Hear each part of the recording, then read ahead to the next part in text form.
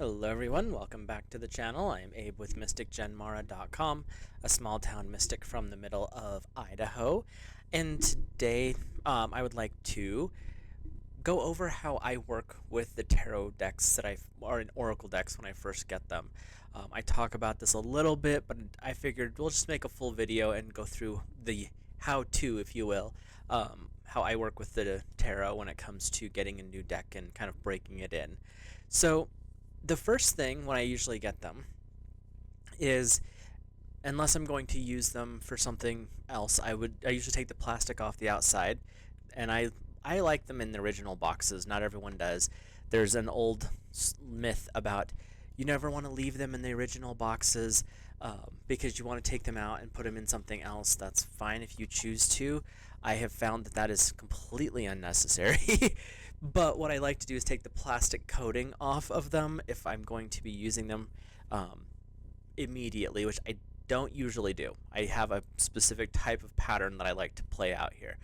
So when I first get them, plastic comes off, and then I put them next to my bed, next to the headboard. Sometimes I'll tuck them underneath the bed, depending on what I've got room for at the time, and I'll stick either some kind of a spiritual stone, aquamarine, amethyst is another good choice, or you can just put a regular old quartz crystal, just set it under your bed, put the crystal on top, so that it's starting to build a connection with you at that point.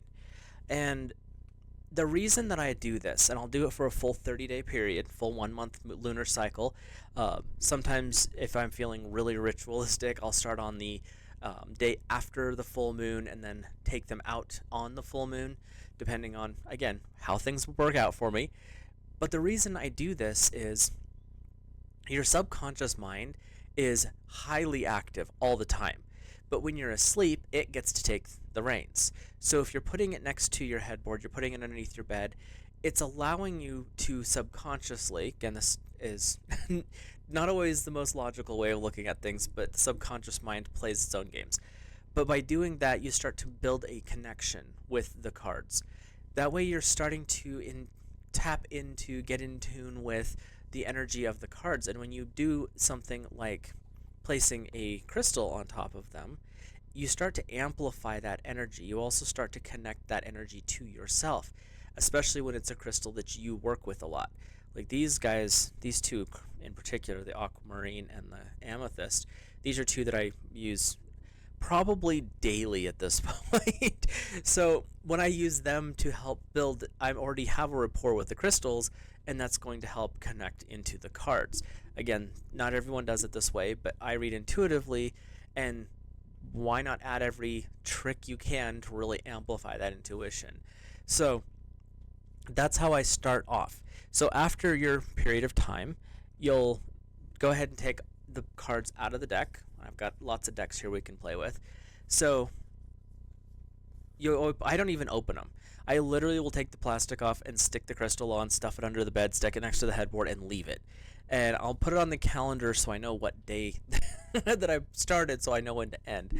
And then, generally, when I first get the deck out, I will hold it. I won't even start flipping through the cards. I'll hold it. I'll fan the cards out a little bit, kind of get a feel for them.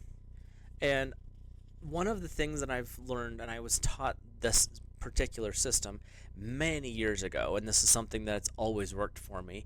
When I go ahead and just tear open a deck and start trying to read with it, it never works well.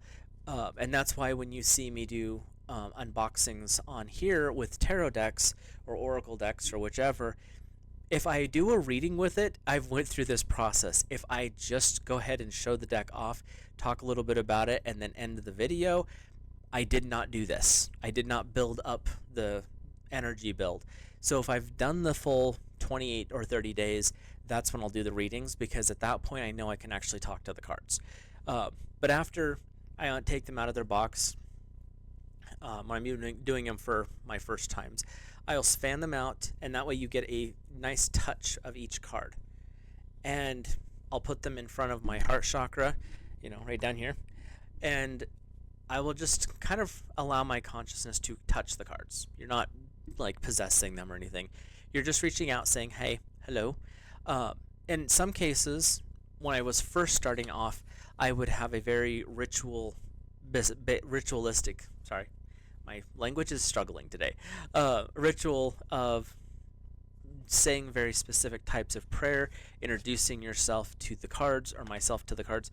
That way, when I decided to start using them and working with them a lot, then it was basically like, hey, we already have a connection here, so let's actually have a chat.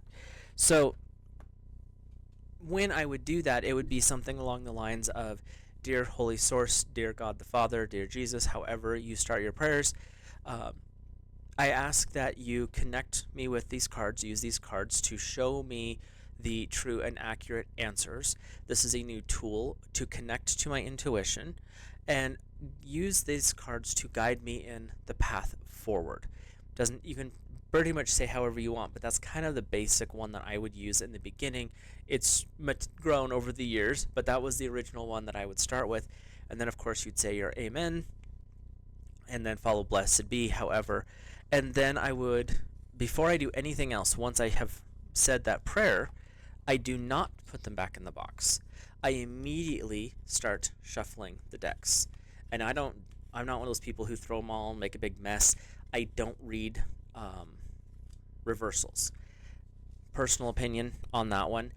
And the reason that I don't, and I don't always say this, but the reason that I do not read reversed cards is Source is going to bring through the answer in the best possible way. A reversed card is not going to give you a specific answer any more than a different card would give you a different answer. There are people out there, and it's their belief, they can have it, that a reversed card is the exact opposite of what a card upright would be. So a reversed tower card would be that you're creating only. There's no destruction involved. Or a reversed goddess card, of course it's goddess, empress card, then that means you're losing all of your luck. It's bad luck, it's terrible, it's all this. Okay, if you want to read that way, that's fine, but you can also have, instead of having the goddess or the empress card, you may end up with the devil. So it's the contrarian. It's the opposite of good luck. It's bad luck. But is it bad luck all the time, or is it a blip of bad luck? Like, knowing how to interpret and read the cards is a trick, and it takes a lot of intuition to do so. You can literally read the entire tarot or oracles by their books. But, for example, let's see. No. I have my Tarot Art Nouveau deck, which I have to censor because it's a very beautiful deck, but they don't always clothe all the people in it. So you have to make sure there's a finger covering over some of the other aspects here. But let's say the major arcana. So if you're reading it strictly by the book, they would say the Fool. This card represents strangeness, infantilism, detachment from earthly worries, holidays, and madness. Okay, so what does that mean? How does that show up in your reading? Because if you have that in, the significator, that would be a good thing because you're starting a new journey. You could be naive, that joyful idiot starting off on the path. But if that's your outcome, okay, well, what does that mean? You're going to go crazy? Like, knowing how to read the cards is huge. And so before I would even get into a full reading, I will shuffle the deck, and everyone shuffles differently. And then I throw cards on the floor. And the one other part, though, is when you have a card that just pops out, and this isn't a full tarot reading lesson, this is how to introduce yourself to the cards. When you're shuffling, do pay attention to a card that flies out of the deck, because like this one is the King of Wands. This is what they would call, in a lot of readers, they'll call it a jumper, or they'll call it a bonus card, something along those lines. And this card is one where you'll get a message from Source that is actually outside of what the main reading would be. If you're shuffling to introduce yourself, this is a card of introduction as well.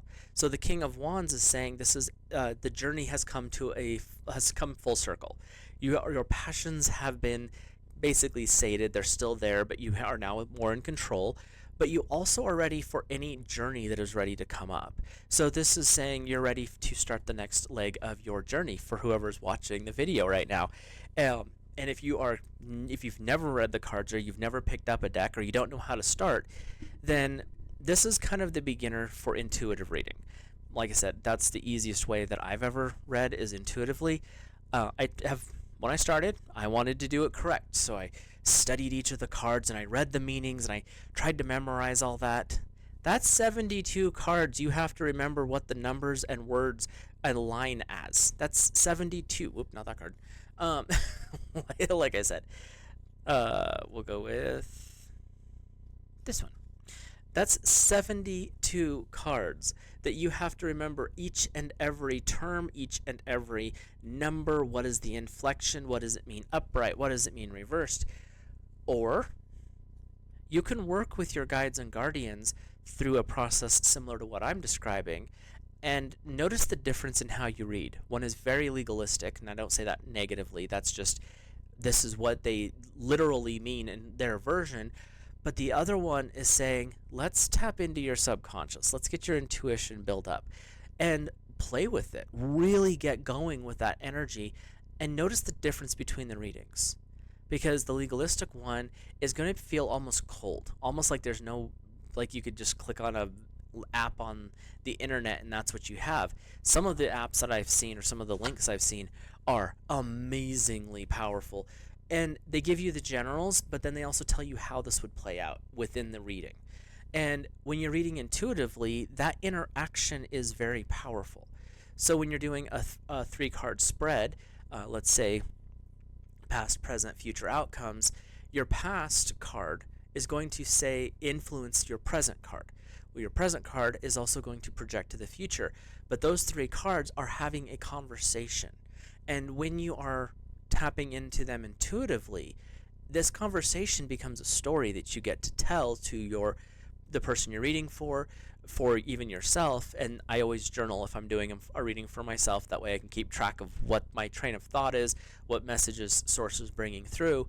And if you're doing a full 10 card, let's say like the Celtic Cross reading, when you do that particular reading, each card is going to have a communication with the other. And when you watch my the bonus readings, because that's when I use the Celtic Cross one, I try to hold up the central column. Let me bring up a picture of that real quick, because of course I didn't get everything ready beforehand, because that's just not how I roll. Where'd they go? But when you pull them all together and you actually get all of this information lined up, it makes life a lot easier because you can actually see right here. So this center column that goes 3, 2, 4, that is what I'm talking about. I'll make this a little bit bigger so you can see it easier. The 3, 2, 4, or no, 3, 1, 4, sorry. 2 is your crossing energy. That's the energy that is your contrarian. That's the energy of the challenge, the obstacle in this particular reading. But that center column, and the way I read it is not the way they show. They say influences or your conscience for number 3. And for 4, obviously it shows on the screen here, it's your root or your subconscious. That's a general. I don't work well with that setup because it just doesn't resonate for me. So I'll move over here. So the way I read this is 3 is your, again, when I do my readings, it's the higher self. The 1 is who you are in this moment, and the 4 is your shadow. So when you pull those in a column and you read those as a column, like I'll hold them up, all 3 of them stacked together, it's showing what's your higher self saying to you in the center, what is your shadow saying to you in the center, and how does this agreement or alignment work. So that changes, I'm going to hide that now, how that reading is going to show up. Because if your higher self and your shadow are in argument, then you have to balance that energy.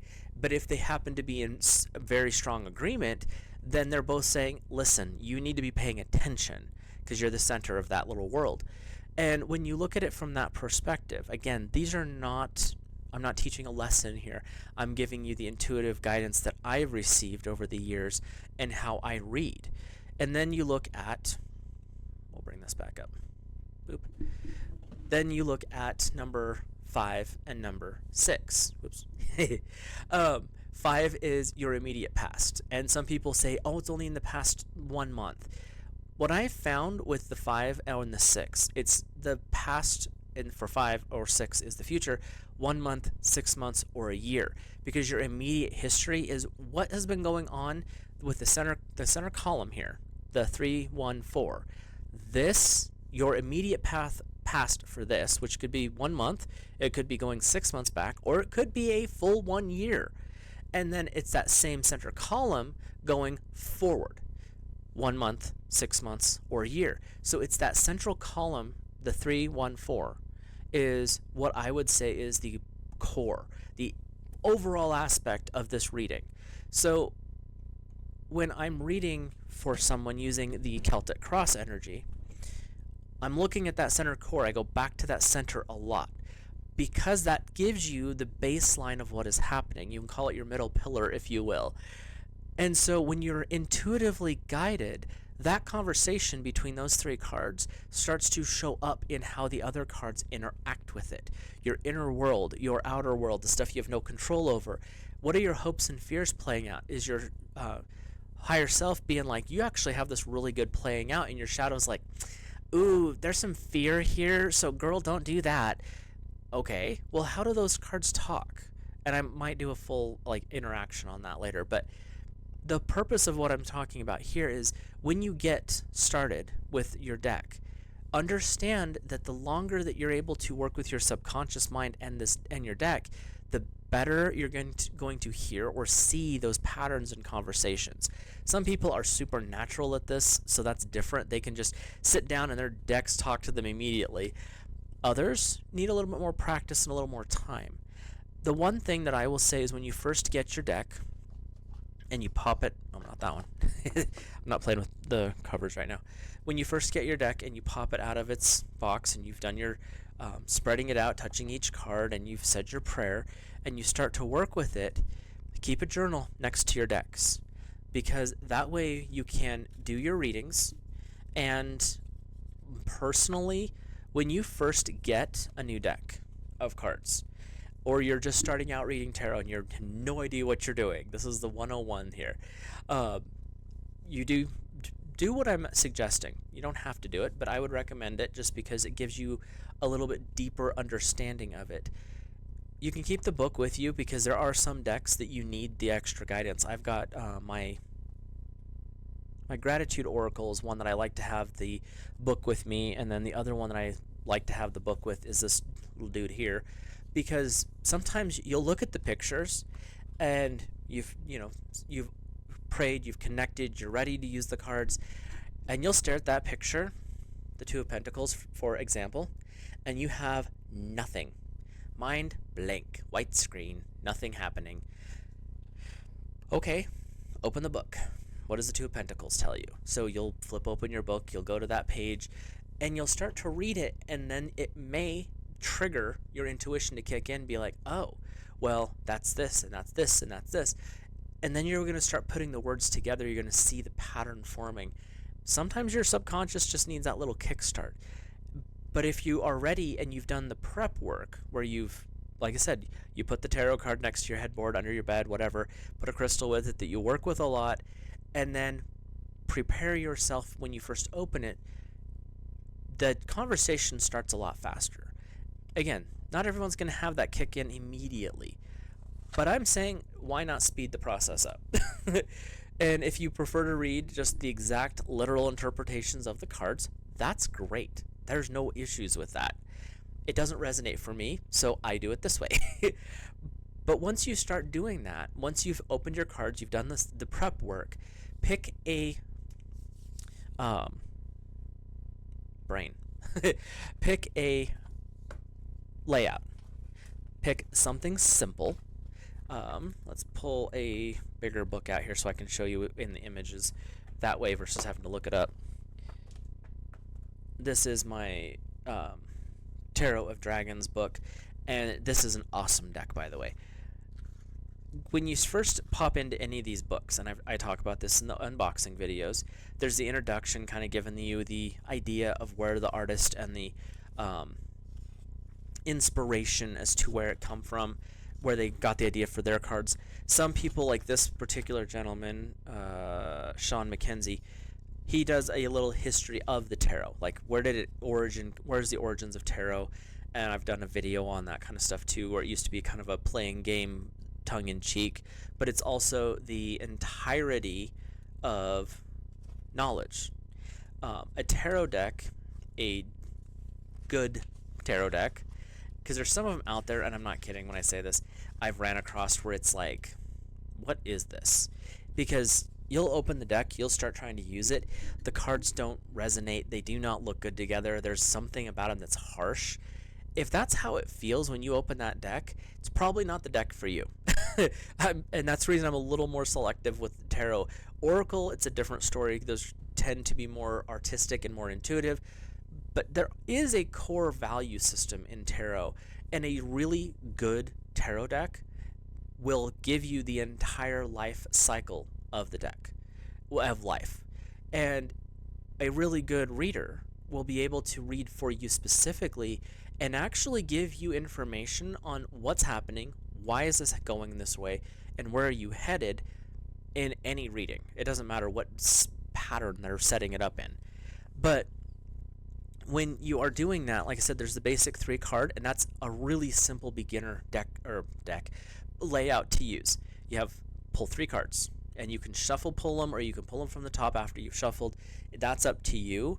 And when I say shuffle, pull, I have a way too small of a desk for this, and I've got way too many cards spread out here. Sorry.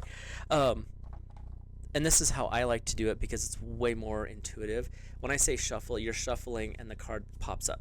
That's 2 cards.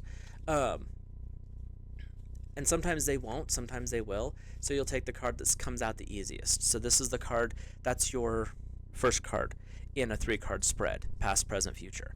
And you want to do that a simple spread. Don't do a full 10 card like Celtic Cross every day. This is going to be a nightmare. But you want to do that spread preferably for a full 7 days in a row. If life happens, which I get, then use it at least 2 or 3 times a week. Preferably, the more you can practice, the better it will be. There are some of the naysayers out there, and this is one of the few places where I will very veer off from tradition, is I will not tell you to only read for another person. Start reading for yourself when you first try it out. Get used to how the cards talk, how they interact with each other for you. That way, when you start reading for other people, if you ever do, you'll be able to do so with a greater deal of success. And I just dawned on me. So I like to do my pulls like this, where I'm shuffling, the cards pop up, I take the card that comes out the easiest. But the other thing is, after you've shuffled your deck, you can take the top 3 cards and use them. That's interesting, the Hermit. So you can see, even the cards are saying you can read this for yourself. You can start to get to know the cards that way. And I talk about a full 7 days with almost any of your divination tools. Same thing if you have a pendulum, you want to keep it next to your bed for a full lunar cycle. Practice with it for 7 days. The runes, same thing. You want to put them next to your bed when you first get them. Don't use them for the first month. Let your body and your mind and your spirit communicate with the spirit of the runes, because there is energy in everything. You get more involved at that point. So even in most of your books will start off and they'll have a version of a 3-card spread. And like this one is the Tarot Triptych. I'm not even sure how to read that one. I've never actually read their version of how to do that. So number 1 and 2 are your... 1 is the problem, 2 is the solution. And what's 3? Oh, that's amazing. They don't even tell you what 3 is. But you can work with a 3-card spread. It's the easiest one to work with. Past, present, future, problem, situation, solution, or problem to solution options. Pick one. Don't overwhelm yourself. Pick one and practice that set for a full 7 days. If you have to break it up, you can do this for a full month if you really want to. If you only get 2 or 3 days a week to practice because of, obligations and family and things like that, fine. You can do it for the full time. I like to, personally, when I'm pulling for myself, I will work multiple times a week. Why? Because you get different energies as things shift. So you might see a problem with something coming up and you're like, okay, what do I do? You pull another card. And then once you see that there's a solution, well, what's the next solution? And you can keep pulling cards for a little bit. Don't get over crazy. Eventually, it will shut off your intuition. Done. You've hit the wall. What are you doing? You've got the answer. Stop it. And that's why you don't want to pull too many. 3, 7, 10 cards or spreads are the common ones. Some people, and one of the readers I love to watch, he pulls right around 30 cards at a time in a reading. That's fine. But when you're first starting off, you really want to stick to 1 or 2 cards, sets. So if you're pulling a 3 card, you're pulling 3 cards. When I pull 3 cards, especially if I'm reading for somebody else, that 3 cards is the foundation. What happens after that is a whole different story. But that's more advanced versions of reading. But when you're starting, 3 cards. Do it 7 days a week, 2 to 3 times a week if you can't get to that full 7. And you can practice a minimum of 7, is what I'm saying. You can do it every day for months if you choose. That's up to you. Another cool little trick you can do when you're first starting out is in the mornings, or you can do this before you go to bed too, sit down with your deck and ask your deck here in hand, what information do I need to know about, let's say you're doing it before bed, for tomorrow. What do I need to know for tomorrow? And your card pops out, and we have 7 of chalices, 7 of cups. So this is your card for the next day. You can place this on your nightstand, so when you go to bed, you're staring at this image. Then the next morning you get up, you're still seeing that image. And it's a way for your subconscious to kind of give you some information. Hey, this day could be a little bit different. There's this energy that's coming in that might be a little more beauty. You may feel a little bit of little fire going on, a little spark for you. But there's also this energy that comes with this card saying, don't be distracted by the illusion of beauty. You want to be beautiful, but you don't want the illusion of it. So there's a couple of different ways you can look at that. But it's a way for you to kind of get more in tune with the deck. Is every day just pull 1 card. If you don't have time you've got time to pull 1 but not 3, do that. That way you're getting to hear and talk to your deck. So we'll kind of wrap that up. That's a general how I like to get started with the tarot decks. Like I said, put them next to your bed, add your crystals, because it's always fun to have crystals everywhere, and leave it alone for a full lunar cycle or full 30 days, whichever works for you. And then say your prayers with it, spread them all out, fan them out pretty, touch each card, place them across to your heart chakra, and just connect with them. Ask God, source, Jesus, however you see the divine, to bless the cards, to bring forth information in a true and accurate way where your subconscious and your intuition can hear the messages and you can see the images. That way you get to learn how to work with the cards. Once you've done that, shuffle them suckers, see what card pops up, and then just practice and play with it. Tarot and oracle cards are really meant to have fun with. They're meant to be a journey. When you really start to get into them, you start to realize, especially the tarot, a good deck of tarot, you'll see where everything falls together. You'll see where it all lines up. You'll start to understand when I talk about big life lessons with the major arcana, there's a reason I say that. It's because those are strong spiritual influences that are coming in. When you're starting off with the tarot, remember, this little tarot deck, more so than oracle, has all spiritual wisdom and knowledge within it. When you start to touch into that, you start to see things from a different perspective. So as a 101 introduction to reading your tarot cards, the way I read anyway, this is where we're going to wrap this up. Let me know in the comments how you get started with your tarot decks if you're interested in sharing. Also, like, comment, subscribe, all that fun stuff, and I will see you guys in the next video.